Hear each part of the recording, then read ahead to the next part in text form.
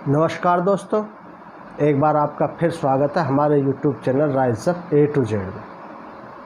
तो दोस्तों, आपने मेरी वीडियो देखी होंगी, तो मैं आपको वीडियो के द्वारा बार बार ये समझाने की कोशिश करता हूँ कि हमारे जितने भी सनातन संस्कृति में शास्त्र हैं, वो शास्त्र हमारे साइंस पे आधारित हैं और उन शास्त्रों को समझने के लिए हमें साइंस के तरीके से उन्हें देखना होगा। तो दोस्तों, आज मैं आपको बताना चाहूँगा कि हमारे सनातन संस्कृति के जितने भी शास्त्र हैं वो साइंस से किस तरह जुड़े हुए हैं, वही बातें मैं आज आपको बताने वाला हूँ। हमारे शास्त्र हजारों साल पहले लिखे गए हैं और उन शास्त्रों में जो लिखा गया है वो मैं आपको बताने वाला हूँ। तो आपको खुद ही पता चल जाएगा कि वास्तविकता क्या है, सच्चाई क्या है। दोस्तों, हमारे शास्त्रों में लिखा है, जो ब्रह्मंडे सो पिंडे जो खोजे सो पावे। इसके बारे में संत महात्माओं ने शास्त्र में लिखा है कि जो इस ब्रह्मांड के अंदर है वही हमारे इस पिंड के अंदर है, लेकिन जो खोजेगा उसी को ही मिलेगा। तो दोस्तों, आज के दौर में देखें तो साइंटिस्ट बताते हैं कि हमारे शरीर में आयरन है, हमारे शरीर में कैल्शियम है, हमारे शरीर में और बहुत सारे तत्व गिनाते हैं। तो दोस्तों, इससे ये प्रतीत होता है कि हमारे शास्त्रों में उस चीज़ के बारे में हजारों साल पहले उनको पूरी जानकारी थी, नॉलेज थी, इसीलिए उन्होंने शास्त्रों में लिखा। और आज साइंटिस्टों को ये मानना ही होगा कि हाँ, वो सब बातें सत्य थी। दूसरा, शास्त्रों में कहा है, जैसा खाओ अन्न वैसा होवे मन, जैसा पियो पानी वैसी होवे बानी। इसके बारे में शास्त्रों ने बताया है कि हम जिस तरह के लोगों के संपर्क में रहते हैं तो वैसी ही अपनी दिनचर्या बन जाती है, और जैसा भी भोजन, जैसा भी अन्न हम ग्रहण करते हैं, वैसी हमारी बुद्धि होती चली जाती है, मन होता चला जाता है। और जिस तरीके का भी हम ऐसे लोगों के संपर्क में आते हैं, वैसे ही हमारे अंदर चेंजिंग, बदलाव होते जाते हैं। आज साइंटिस्टों का कहना है कि कोई इंसान जो आपका भोजन तैयार करता है, जो आपका खाना तैयार करता है, खाना तैयार करते में जो विचार उसके मन में चल रहे होंगे, खाना खाने वालों पे उसका प्रत्यक्ष प्रभाव पड़ता है। ये देखने में आया है। तो दोस्तों, ये बातें तो हमारे शास्त्रों में पहले ही कह चुके हैं कि जैसे वातावरण में लोग होते हैं, वैसा ही उस इंसान पे प्रत्यक्ष असर देखने को मिलता है। तो दोस्तों, आगे हमारे शास्त्रों में लिखा है, जैसे हमारे महापुरुष श्री राम हुए हैं और बहुत से महापुरुष हुए हैं जो ब्रह्मास्त्र, जिसे हम परमाणु अस्त्र कहते हैं, वो अपने कंधे पे टांग के चलते थे। दोस्तों, आपने रामायण या महाभारत में देखा भी होगा कि वो ब्रह्मास्त्र जो इस पृथ्वी का नाश कर सकता था, पृथ्वी को खंडित कर सकता था, इतनी पावर का परमाणु अस्त्र होता था, और उसे हमारे जो महापुरुष होते थे वो कंधे पे टांग के चलते थे। लेकिन देखो, आज जो वो परमाणु अस्त्र है वो कितनी सेफ्टी और कितने बड़े आकार में होता है। तो दोस्तों, ये भी हमारे शास्त्रों में प्रत्यक्ष है कि ये जो भी आज हम इस्तेमाल करते हैं, साइंस टेक्नोलॉजी जो भी इस्तेमाल करते हैं, वो पहले भी रह चुकी है। उसका आकार, उसका साइज या उसकी जो है क्वालिटी चेंज हो चुकी है, लेकिन वो पहले हो चुकी है। हमारे जो संत महात्मा होते थे वो वास्तविक साइंटिस्ट होते थे, तो उन्होंने हर चीज़ की सटीक जानकारी हमारे शास्त्रों में डाली हुई है। तो दोस्तों, इससे एक बात और भी निकल के आती है कि हम आज के युग में ये सोचते हैं कि हमने इस चीज़ की खोज कर ली, ये चीज़ साइंस तरक्की कर रही है, ये चीज़ नई मिल गई है, ये चीज़ खोज ली गई है।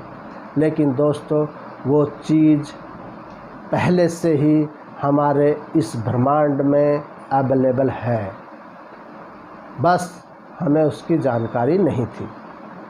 और उस चीज़ का इस्तेमाल पहले भी हो चुका है, लेकिन हमें उसके बारे में जानकारी नहीं थी। तो जो भी आज हम खोजते हैं, जो भी आज हमें कुछ दिखाई देता है, वो सब पहले हो चुका है, पहले उसका इस्तेमाल हो चुका है।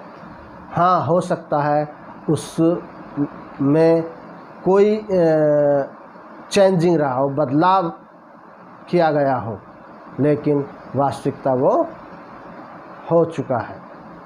इसके बारे में और भी हमारे शास्त्रों में प्रमाण मिलते हैं कि लिखा है, लाखों सूरज चांद करोड़ा, अद्भुत नज़ारा देख ले, जो है सारे जग का वाली, सतगुरु प्यारा देख ले।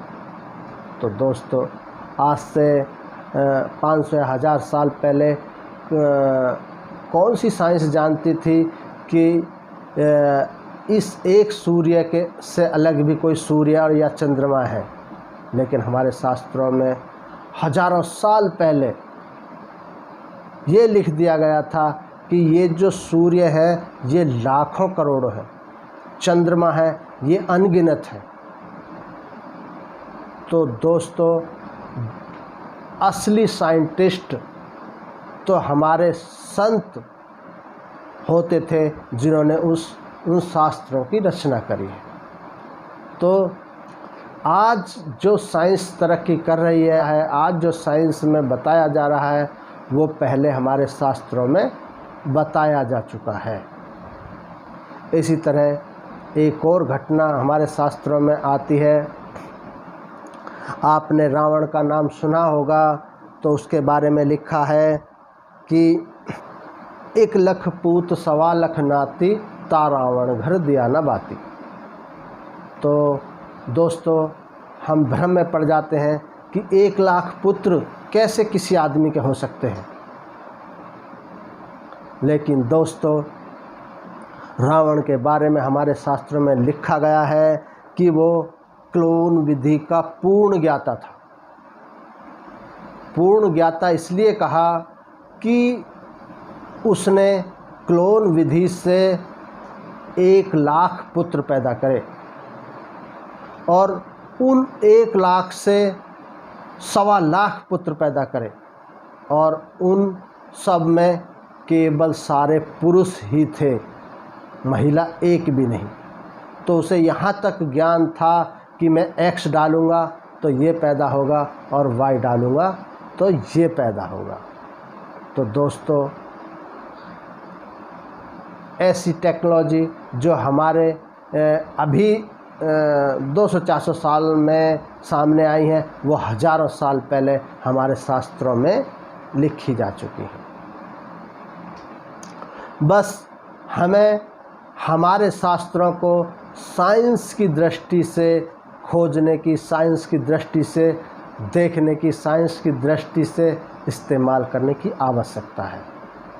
जो साइंस की दृष्टि से हमारे शास्त्रों को देखता है, जो साइंस की दृष्टि से हमारे शास्त्रों को पढ़ता है, उसे वास्तविकता सच्चाई का ज्ञान हो जाता है कि इन शास्त्रों में लिखी हुई हर बात 100% सत्य है।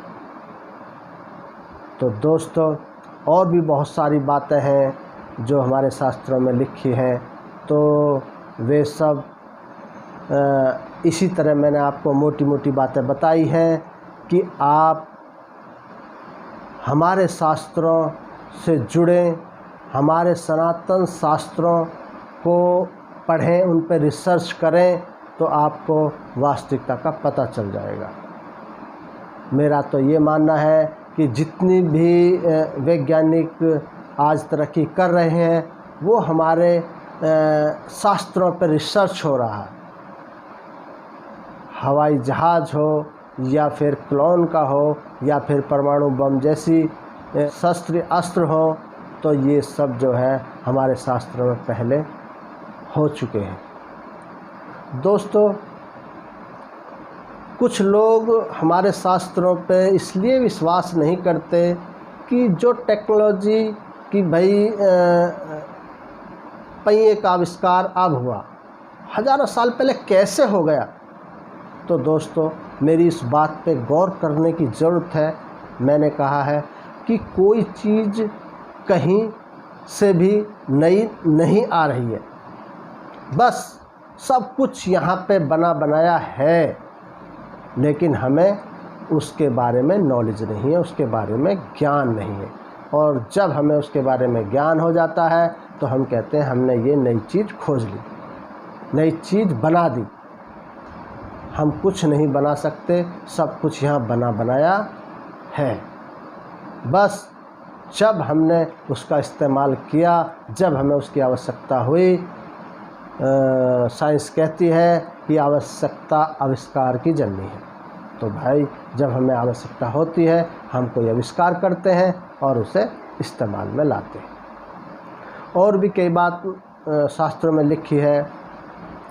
हमारे शास्त्रों में लिखा है कि ये प्रकृति परिवर्तनशील है, यहाँ हर क्षण हर सेकंड बदलाव होता रहता है, चेंजिंग होती रहती है।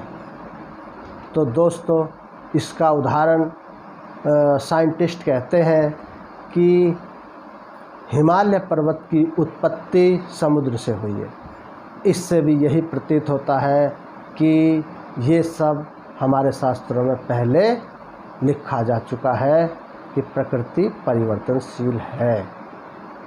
तो दोस्तों, हमारे सनातन शास्त्रों को आप साइंस की दृष्टि से देखें और उनमें क्या लिखा है उस पर रिसर्च करें, तो आपको बहुत बड़ी सच्चाई का पता चलेगा। तो दोस्तों, ऐसी वीडियो के लिए मेरे चैनल को देखते रहें, मेरे चैनल को लाइक करें, सब्सक्राइब करें। थैंक यू, धन्यवाद।